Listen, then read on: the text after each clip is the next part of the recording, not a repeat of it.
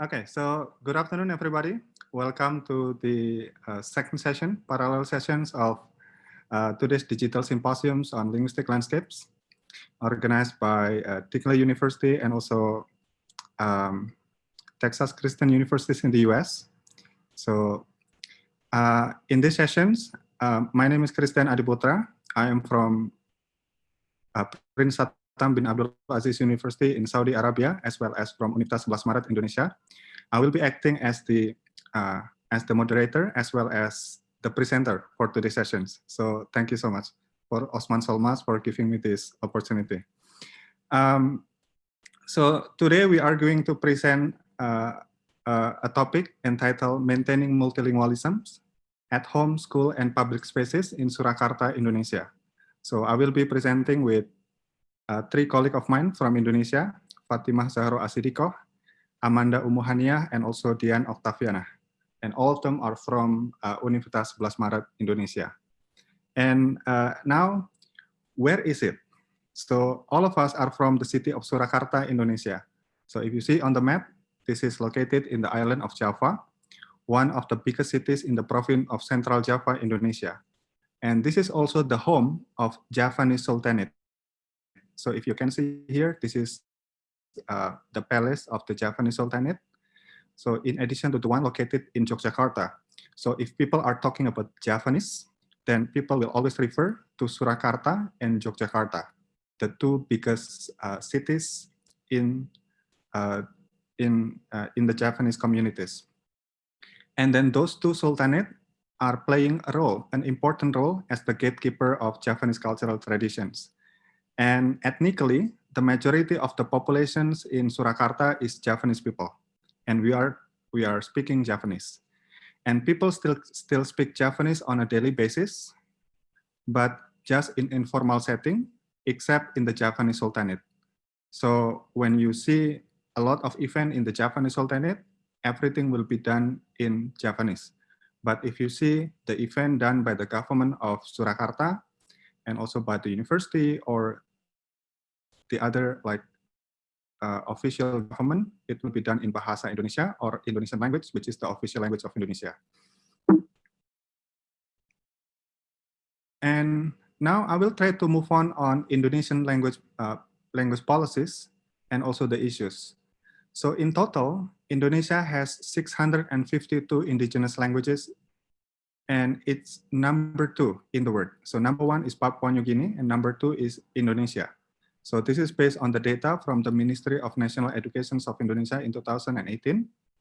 And then Indonesian language in Indonesia is the official language of Indonesia, as well as the national language of Indonesia. And then English is a mandatory subject at junior and senior high school in Indonesia. And we are not teaching English as a mandatory subject in elementary school in Indonesia. And then English and Arabic are allowed to be used as the medium of instructions at national plus. For example, we have Islamic boarding schools and also some other national plus school. And also it's allowed to be used in international schools. So for example, British International School in Jakarta, and then also some other international school located in different regions in Indonesia. They are commonly using English as the medium of instructions. And then indigenous languages, however, still do not have the same status. In other words, it's not used as the medium of instruction at school, as well as it's not used as the official language of the region, as well as the country. And this is what happened, the language endangerment issues. A lot of indigenous languages in Indonesia are now experiencing language shift, endangerment, and death due to the competitions of use with Bahasa Indonesia or Indonesian language in the lower domains of language use in society. So when we are talking about the lower domains, that means the domains of use of the language at home and also in the neighborhood domain. And if we are talking about the higher domain, this will be in the government offices, business office, media, and also in schools. And because of the expansions of use of Bahasa Indonesia and English and Arabic from the higher domains to the lower domain, to the home and also neighborhood domain, it creates the issue of language shift, endangerment, and death. Now, more than 350 languages in Indonesia are critically endangered due to the issues.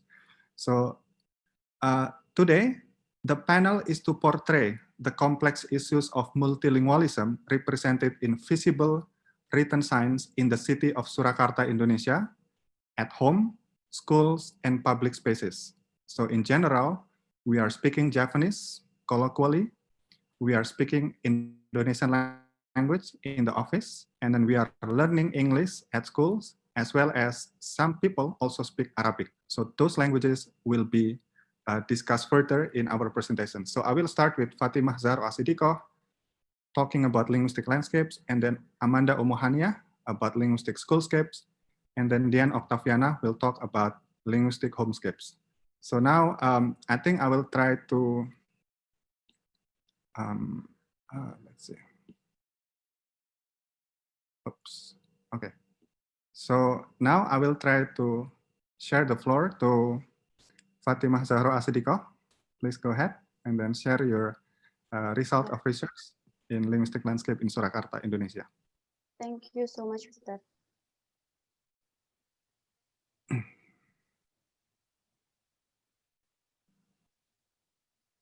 Is it clear? Yes.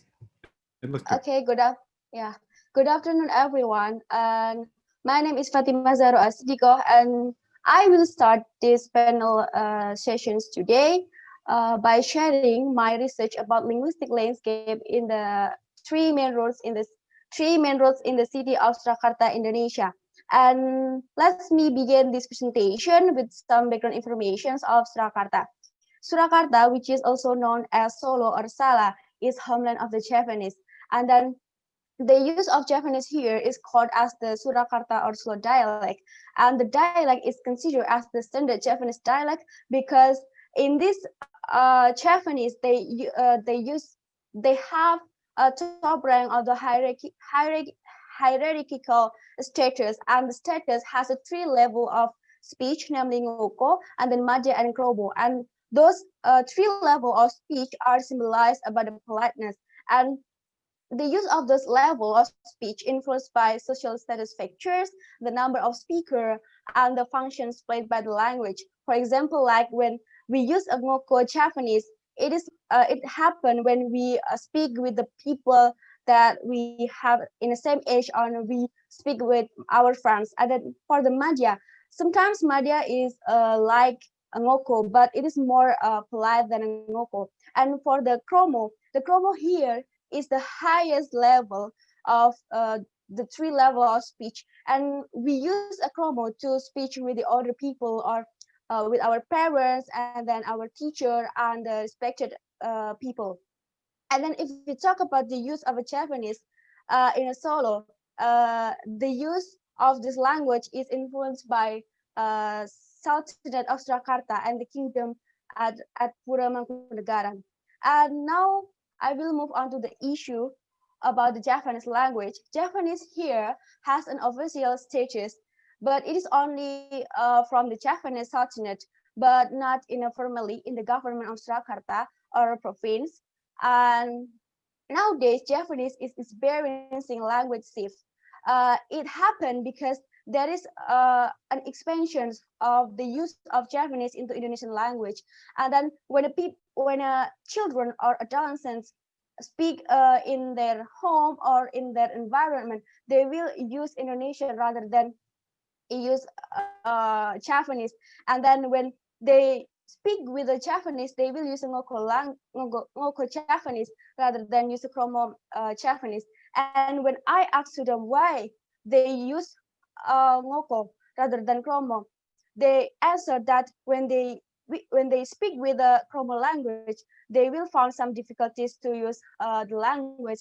So they choose to use Ngoko or Indonesian language. And this issue led me to investigate about the use of language, and I look based on the linguistic landscape perspective. And my research question here is, how is the existence of multilingualism represented in the linguistic landscape in the city of Surakarta? And I use a linguistic ecology or language ecology approach to investigate the sign in the three main roads of Surakarta city. And I collect the data in a 1 day. And I spend time in a 6 hour, and I got 810 pictures with my handphone camera. And then after I got those picture, I categorize them and code with a different coding scheme. And in this coding scheme, I use three variables, namely linguistic landscape actors, and then the type of language signs like monolingual, and then bilingual, trilingual, and quadrilingual. And the last order is about the language content. That is Indonesian, and then English, and Javanese, and Arabic. And now I'd like to look at the finding of this research. There are four findings here, and I will share one by one for you. And for the first finding is the sign in Indonesian language were dominant, except those located in the Javanese Sultanate Palace area. Now we look at the graph in the left side that there is some actors that use linguistic landscapes, and now focus on a private corporation or private corporation and institution that it is the dominant actors that use linguistic landscapes, and the dominant language here is Indonesia, and the second is English, and for the last it is about the Javanese. And if we look at the government of Surakarta, in this government of Surakarta, the Indonesian is dominant also.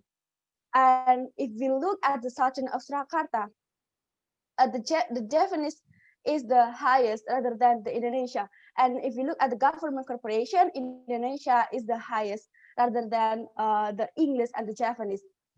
I can conclude that Indonesia here use because it is the official language, and then this actually use it to because all of the people know or understand about the Indonesian. And if we look at the English in a private corporation here, the English here used as the business language.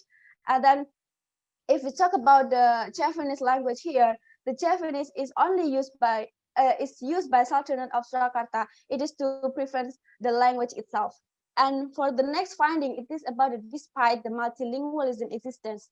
And the result showed that the mostly sign here is monolingual. And then if we look at the chart in the left chart, that monolingual has 62%, and then bilingual has a 36%, and trilingual is 2%, and quadrilingual is 0%. And monolingual here is the dominant. And then if we look deeply about the distribution of monolingual signs, that Indonesian is still the dominant language here. Indonesian has 86%, and then English has 9%, and Japanese 5%. And then I will focus on the bilingual. The third finding, it is about the bilingual as the second domination after the monolingual signs. And because Indonesian is the dominant language, and I found that in a bilingual sign here, the combination between the Indonesian and the other language is dominant common pattern that I found. And there are three combination of Indonesia. For the first, Indonesia with English that has 50%, and then Indonesian Japanese has 40%, and Indonesian and Arabic has a 3%.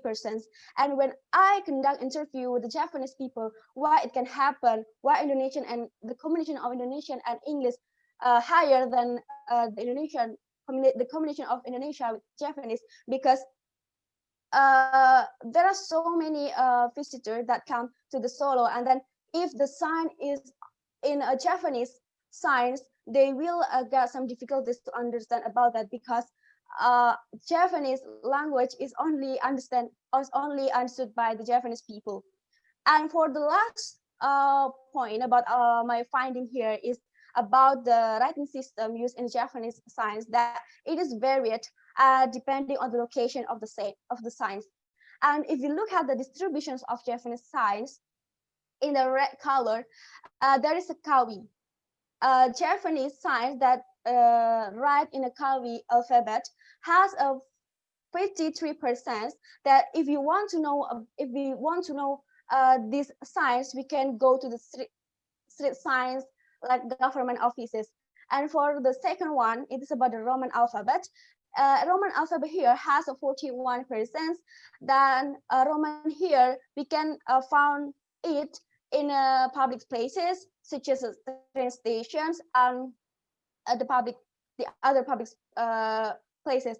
And when I observed the Roman alphabet here, the Javanese that they use is a Ngoko Javanese. And then for the last point, it is about Sanskrit alphabet, and it has a 6%, and Sanskrit alphabet is only found in the area of Javanese Sultanate. And that's bring me to the end of my presentation. And in my conclusion, for the first, the dominance of Indonesian language in linguistic landscape in the three main roads in Surakarta confirmed its status as the official language of Indonesia.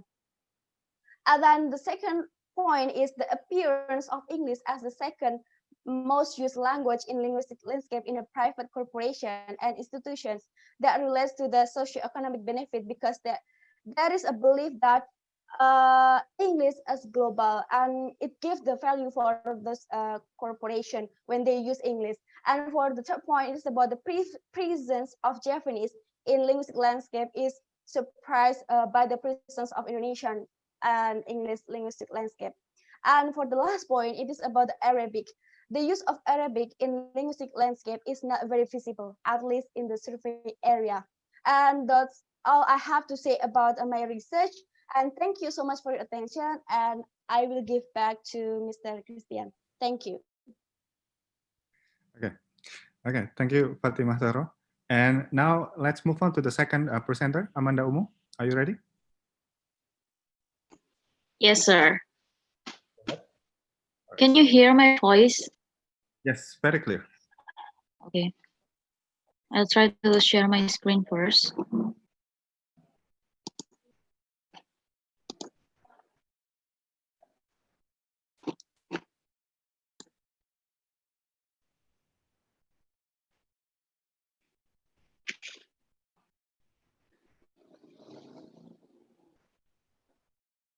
Can you see my presentation, sir?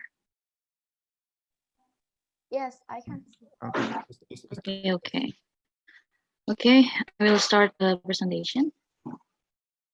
Good afternoon, ladies and gentlemen. In this occasion, I would like to present the result of my study entitled Linguistic Schoolscape before and during the COVID-19 pandemic in a private Islamic school in Surakarta, Indonesia.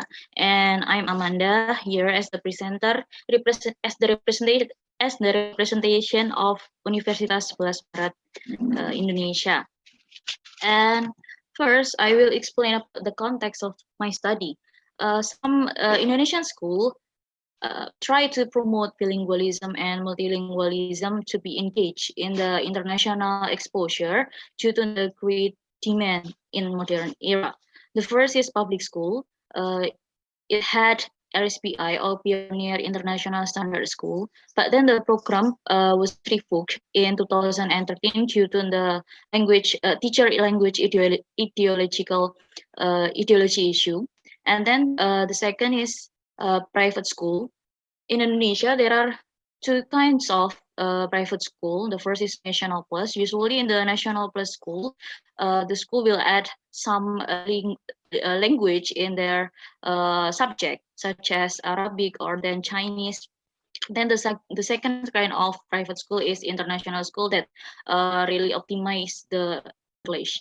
And in the study, I observed Islamic school that belong to National Plus category as it promotes Islamic values and Arabic language. And then school might use the signage to promote bilingualism or multilingualism at school.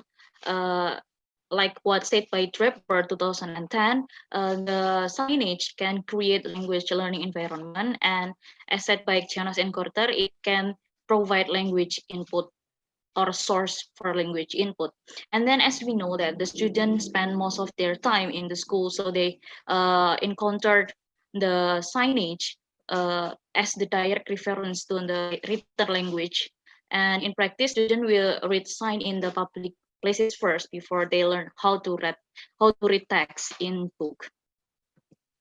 And then the issue of this study are, first, Indonesian language is used as the medium of instruction at the school and taught as one of the mandatory subject.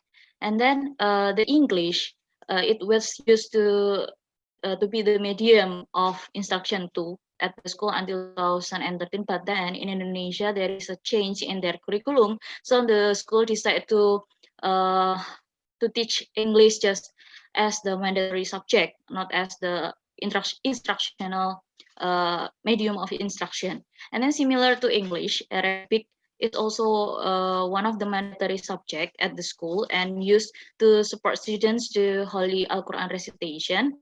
So the student every day need to submit their recitation of Holy Quran to their teacher, and then also the Arabic used as to give deep learning for them to understand the Holy Quran. And then the last is Javanese, is also taught as a subject.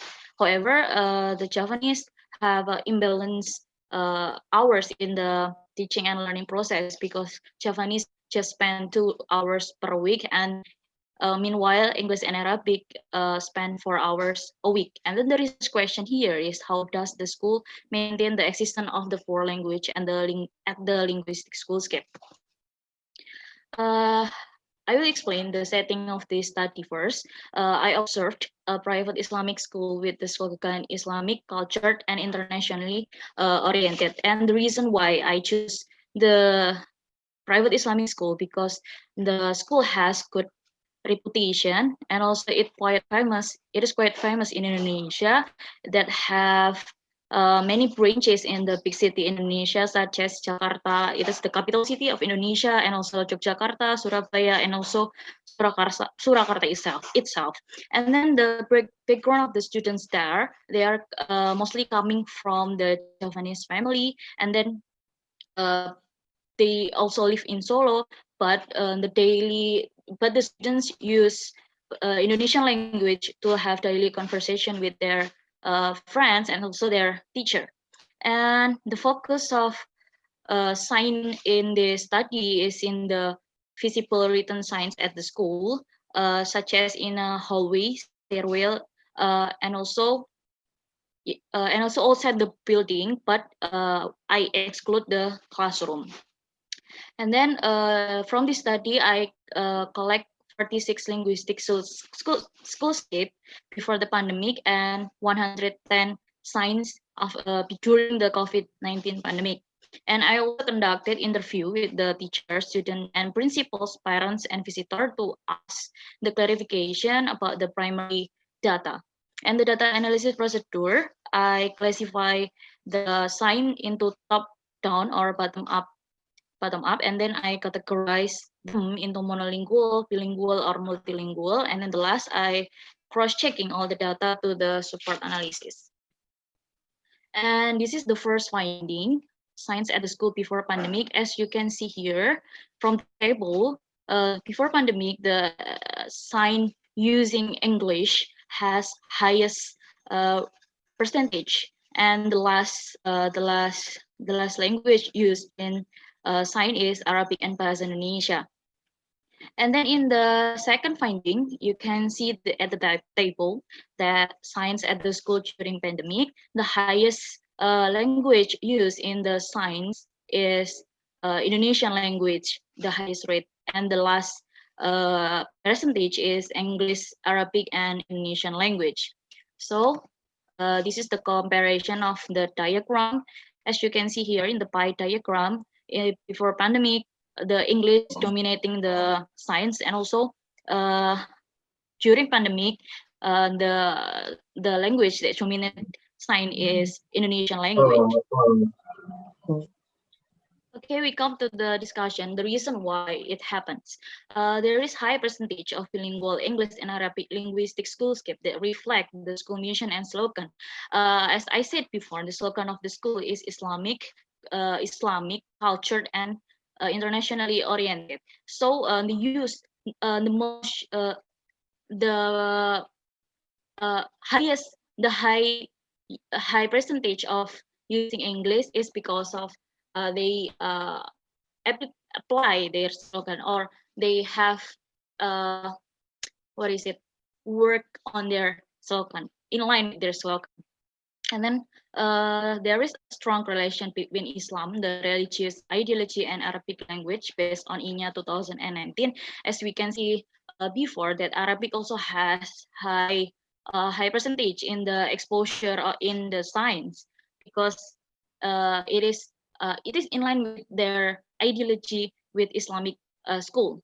And then there are fewer signs written in Indonesia before the pandemic, as the school tried to optimize English and Arabic language input. They want the teacher there want to expose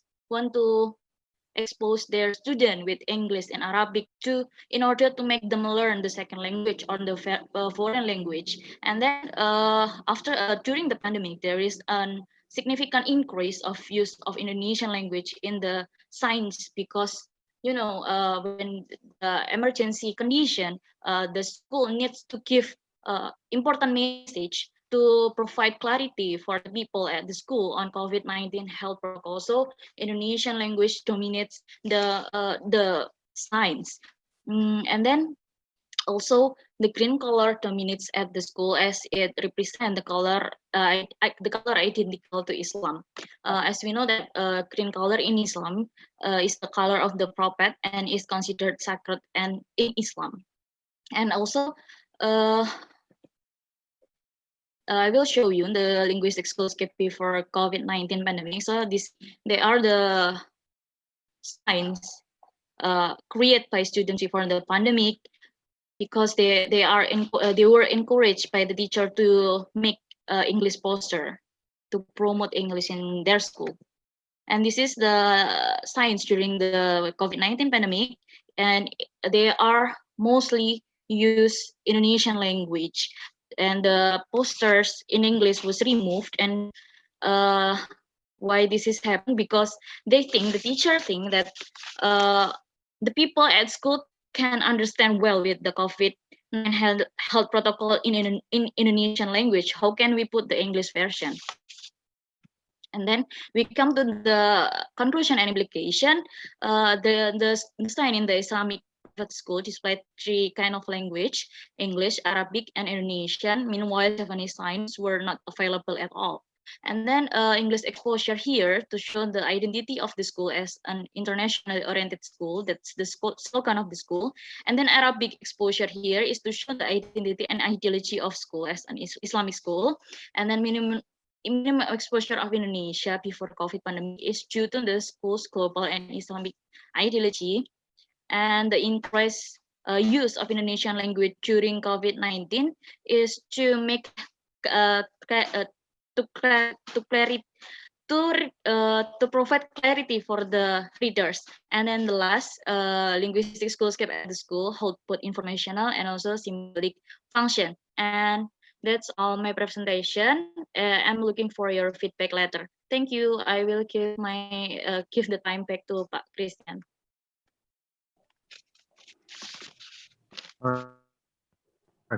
Thank you so much, Amanda.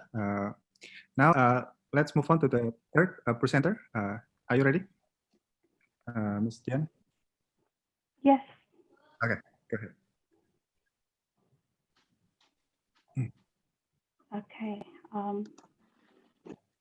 Let me open it first.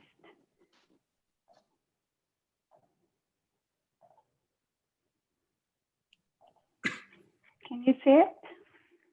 Yes, it's clear. Okay, good. Yeah. Okay. So, hello everyone. I'm Dian Octavianah. As the final panelist on today's session, allow me to present my paper entitled "Maintaining Multilingualism at Home and Autoethnography." So, the context of my research was based, as mentioned by Pak Dian. Indonesia is home for around 600 indigenous languages and various ethnicities. Our family settings, the unique context of my family, multicultural and multilingual background, and also the sojourn experience that we have encountered when we live in Australia for about four and a half years with our son Rian. So my husband is Javanese, while I'm a mixed of Sulawesi and also Flores. Those are two different ethnicities in Indonesia, coming from two different provinces. So our son Rian has experience learning and developing his language skills in English as well as Indonesian, Javanese, his father's Indigenous language, and Saluan, my Indigenous language. So what I address in my research, the issues are the challenges of maintaining Indonesian in English-speaking environment back when we live in Australia, and also the challenges maintaining English when we return to the home country, Indonesia, in Indonesian and Japanese context speaking environment here in Surakarta. So we also find the need to pass on the cultural, the Japanese cultural identity and emotional ties to our son. And the last one, the issue that we face here is the lack of learning resources like textbooks or children books that in developing and maintaining Japanese at home in Surakarta. So based on those issues, the research questions I outlined in my paper is how does the multi-ethnic and multicultural family ensure the multilingualism competency are maintained in the family? So now let's look at the study. So the study basically focused on my husband and my husband and I our efforts in maintaining Indigenous languages, as well as Rian's experiences in language acquisition and also language socialization. I combined Alice and Buckner 2000 Autoethnography as well as participatory action research done by Johnson and McIntyre both in 2008 and also by Stringer in 2007. So my focus, the study focuses on various aspects of multi-ethnic and multicultural families' experience in the attempts to promote Indonesian, English, as well as Indigenous languages in my family. So I analyzed the data coming from the interviews, the journals, and also the academic reports of my son, and I use it and analyze it using constructivist grounded theory done by Mills, Bonner, and Francis in 2006. I try to conceptualize the reality and to develop a theory that is helpful for my research in terms of interpreting the data. So what are the findings? The findings from my research, the first one is the strategy as part of family language policy. We're using one parent, one language. It's proven effective because while we were in Australia, we use it and apply it to maintain Indigenous language in Australia. So at that time, my husband used Bahasa Indonesia or Indonesian, and I used English to converse with my son. And then when we went back to Indonesia, to Surakarta, we switched the roles. So he is using Japanese since we live in Surakarta with a Japanese community around us, and also my husband is a Japanese, so it's a given. And then while I'm using Bahasa Indonesia, since our son Rian needs to develop and socialize with the languages. So beside the languages, we also try to aim the Javanese registers at home.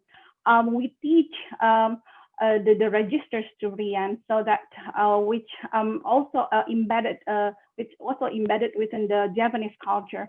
So Rian is learning three registers, as also already mentioned, also as well by Zahro.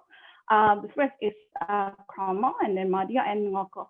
So when he uses Kromo, he knows that he needs to use that as a polite registers for elderly, like his grandparents or people that he just met, something like that. And then when he is Ngoko or as the informal registers, he knows that he's using it to speak with his peers or to speak with his younger cousins at home. So the second finding that I have from my research is the the challenges coming from the limited linguistic resources in maintaining indigenous language. There's still no adequate yet interesting resources for children in the form of books or audio, video, or even TV programs. And as you can see here, the teaching of Javanese language at school is merely focusing on the culture and also the knowledge of the language. For example, I can see here, I provide a picture of my son's Javanese language textbook at school. And one of the units they're talking about is the writing system. And it's not really focusing on the skills or how to use the language to communicate actively. So based on those findings, further discussion will be in OPAL itself, the use of OPAL in maintaining indigenous languages at home. So as being stated by Barron and Howard in 2004, they indicated that families can maintain and increase bilingualism through planned strategies such as the OPAL approach. So parents' language choice and language planning affect children's language use and also their language acquisition. And this is also supported by Fissman in 1991, stating that studies have also shown that indigenous language vitality always relies on the choice of parents to use the language at home. So my study, the current study that I've done is focusing on the involvement of primary caregivers, my husband and I, roles in maintaining indigenous languages at home. So I do recommend further research on intensive involvement of extended family members, such as grandparents, in maintaining heritage and indigenous languages at home. And regarding with the issues of the lacking of resources in language maintenance and revitalization efforts, Hale in 1992 claimed that the crisis of endangered languages happened because of the shortfall, and not just because of the linguistic resources, but also about the culture and intellectual resources as well. So this is also being supported by Fissman in 1982 and in 1991. One of the indicators to maintain language in modern and ever-changing society identified was the enactment of mother tongue through the means of modern mass communication. And that's what we're lacking here nowadays in Surakarta, especially. The limited linguistic resources give limited choices available for parents like me and my husband in India in maintaining indigenous languages at home. So my study opens up for further researches for possibilities in collaborative interdisciplinary research about enriching linguistic resources as part of indigenous and heritage language maintenance strategies, either at a family familyscape community and as well as in school. So what can we conclude from those findings? The conclusion and the implication of my research, the first one is caregivers have a significant role in child's first language socialization. This is supported by Howard in 2009, stating that the parents who speak the same first language have affected their children's multilingual or bilingual inputs in the ability to speak both majority and minority language. Also by Spolsky in 2014, that parental language beliefs and parental community as well as school language practices contribute to the formulation of family language policy and strategies to maintain children's multilingual ability. Parents or caregivers need to constantly maintain the heritage, language, and culture within a multicultural family to establish, as stated by Samuel in 2010, Stephen and Ox in 1986, as racial kinship bonds to strengthen the connection to one's heritage and indigenous culture. I do realize that my research has such a limitation, but I hope through my research that I could provide description for family in terms of family language policy strategies in maintaining indigenous and also heritage languages at home. So that's the end of my presentation. Thank you so much for your attention. Now I'll give back to Pak Dian for the final remarks.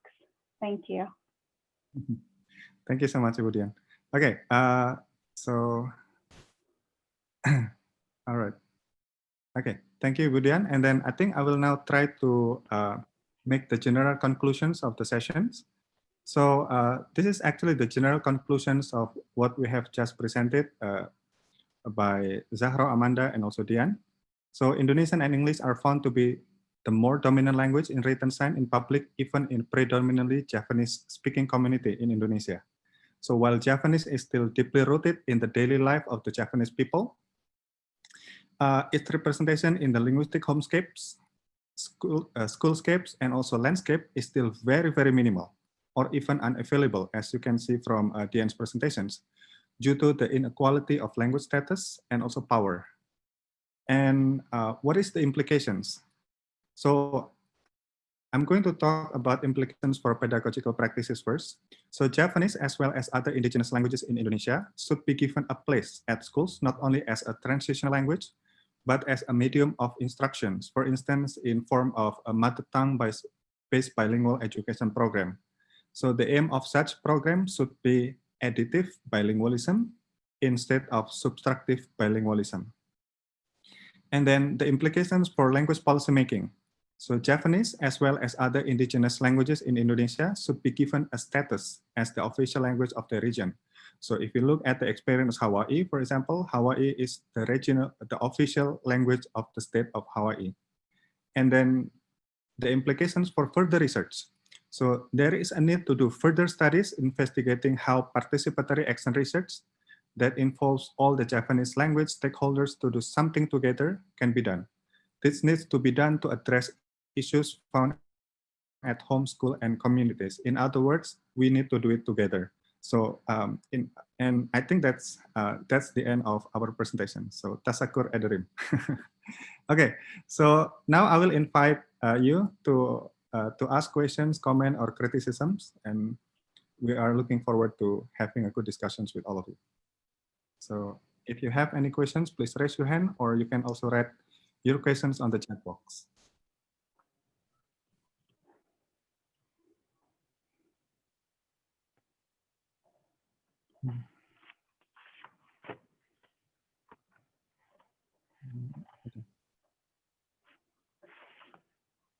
Oh, okay. So I think we have one question from Mustafa. In what age do your Indonesian students start receiving instructions in public schools? Anyone with answers? Maybe Budian? In what age do your Indonesian students start receiving instructions in public school? Are we talking about Japanese instruction in public schools? Yeah? Is that what? Yeah. Yeah. So, yeah, based on my experience, since I enrolled my son to a private school, and it's an international school, so they teach Japanese, but not as the medium of instruction, just like Amanda have explained from her research, from the result of her research. So, but as far as I know, in public schools, they teach Japanese, but not really using it as a medium of instruction. Just like we call it as muatan lokal, is like a thematic subject, something like that. So they teach Japanese. They give as a part of a thematic programs at school, starting from first grade in my son's school. But again, it's not used as the medium of instruction. So they just introduce Japanese as part of the culture. Since they live in Surakarta, they need to know the language. But the problem, as I already explained, that they do not teach the students and use the language to communicate with others. So yeah, that's my question. Maybe the others would like to add. Thank you. Good. Thank you. Okay, so any more questions? Questions or comment?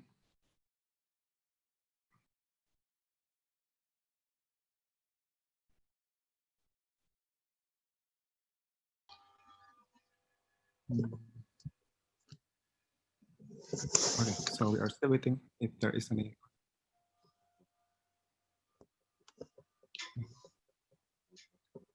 Okay, so oh, okay. Yeah, I see a lot of feedbacks from the participants, attendees today. So thank you so much. Thank you. That was insightful. That was great. So, so everybody, on behalf of the committee, after this, after the sessions, we will also invite you to join the next sessions, and I will try to share the link of the next sessions on the chat box. So after this, it will start at 3 p.m. in Turkish time. So if you are going to join the next sessions, you can see the link on the chat box. Right. Okay, so I think there's no more questions. So thank you so much, everybody. So if you have any questions or feedback, you can also send us a message to my email. So I will also write my email on the chat box. So we are really looking forward to your feedback, and also, if possible, we also look forward to collaborate in doing a research project with you. So it's going to be possible if you are doing it in Indonesia, and then you are also doing it in Turkey, and then we do it together for a research project, collaborative research project. So that will be great, and that. So again, thank you so much, everybody, for coming to the sessions, and I would, on behalf of the committee, I would like to invite you to join the next sessions, which will start in 14 minutes from now. Thank you so much. Thank you. Bye. Thank you. Thank you. Thank you, Kisor. Thank you, Budian.